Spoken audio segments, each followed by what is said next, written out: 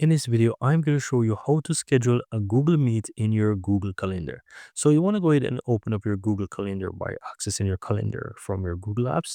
And once you find the day or date that you want to schedule that Google Meet, you can go ahead and click on that specific date. So I'm going to use, for example, the 10th. Click there, and you will see that it opens up where you can set up a new meeting. So I'm going to just say meeting with my team, for example. And here you will look down and you can see that you can set the, for example, specific time or whatever you want to do there. Let's leave it default for now. In terms of adding guests or users or members, I can click there and I can enter email address. Let's go ahead and put that as an example.